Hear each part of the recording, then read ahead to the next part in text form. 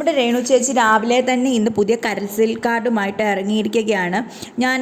എൻ്റെ big boss എനിക്കിവിടെ പറ്റുന്നില്ല, എനിക്ക് ആകെപ്പാടെ ഞാൻ മെൻ്റലി ഡൗൺ ആണ്, എനിക്ക് പറ്റുന്നില്ല, ഒന്നെങ്കിൽ എനിക്ക് എൻ്റെ മക്കളെ വീട്ടിൽ വിളിക്കണം, അല്ല എന്നുണ്ടെങ്കിൽ എനിക്കൊരു ഇത് കൂട്ട് കൗൺസിലിങ്ങോ എന്തെങ്കിലുമൊക്കെ തരണം എന്ന് പറഞ്ഞുകൊണ്ട് രാവിലെ ക്യാമറയുടെ മുമ്പിൽ പോയി നിന്ന് ഭയങ്കര കരച്ചിലൊക്കെ ആയിരുന്നു.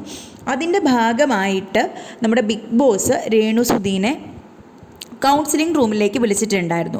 കൗൺസിലിംഗ് റൂമിൽ വിളിച്ച് കഴിഞ്ഞതിന് ശേഷം രേണു ഇങ്ങനെ പറയുന്നുണ്ട്, എൻ്റെ സുധിച്ചേട്ടൻ ഇങ്ങനെ മരിച്ചു പോയതാണ്, അത് കഴിഞ്ഞപ്പം ഞാനും ഇപ്പം എൻ്റെ ഋതപ്പൻ എന്നെ ഇങ്ങനെ കാണാതിരിക്കുമ്പം അവനും വിചാരിക്കും ഞാനും മരിച്ചു പോയതാണ് എന്നൊക്കെ വിചാരിക്കും, അതുകൊണ്ട് എനിക്ക് ഭയങ്കര വിഷമമാണ്, ബുദ്ധിമുട്ടാണ് എന്നൊക്കെ പറഞ്ഞിങ്ങനെ പുള്ളിക്കാരി കരയുന്നുണ്ട്. എനിക്ക് പറയാനുള്ളത്, പുള്ളിക്കാരിക്ക് അത്രയും മെൻ്റൽ ഇമോഷൻ ആ കുഞ്ഞിനോണ്ടുണ്ടെങ്കിൽ പുള്ളിക്കാരിക്ക് അറിയാം ഈ ഒരു ഷോ ഇങ്ങനെയാണ്, ഇതിൻ്റെ ഒരു രൂപഘടന ഇങ്ങനെയാണ്. അപ്പം ഇതിൻ്റെ അകത്ത് പുള്ളിക്കാരിക്ക് ഇനി കണ്ടിന്യൂ ചെയ്യാൻ താല്പര്യമില്ല എന്നുണ്ടെങ്കിൽ പുള്ളിക്കാരി ക്വിറ്റ് ചെയ്ത് പോവുക. അതല്ലാതെ ചുമ്മാ ഇങ്ങനെ വന്നിരുന്ന ഒരു കാര്യവുമില്ലാതെ തന്നെ കരയുന്നത് എനിക്ക് തോന്നുന്നില്ല അത്രേ. പിന്നെ ഒരു അമ്മയാണ്, അമ്മമാർക്ക് മക്കളെ കാണാതിരിക്കുമ്പോൾ ഭയങ്കരമായിട്ട് ഇമോഷണൽ ഫീലിങ്സ് ഉണ്ടാകും, ഇല്ലാതെ ഇല്ല.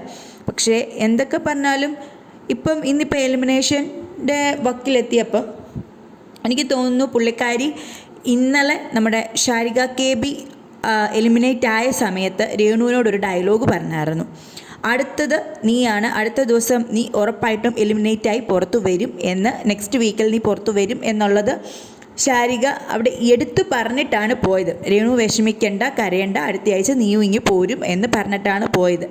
കാരണം ഇനി അവിടെ ഇച്ചിരി വീക്കായിട്ടുള്ള 2 കണ്ടസ്റ്റൻസ് എന്ന് പറയുന്നത് ഒനിയിലും രേണു സുധിയാണ്.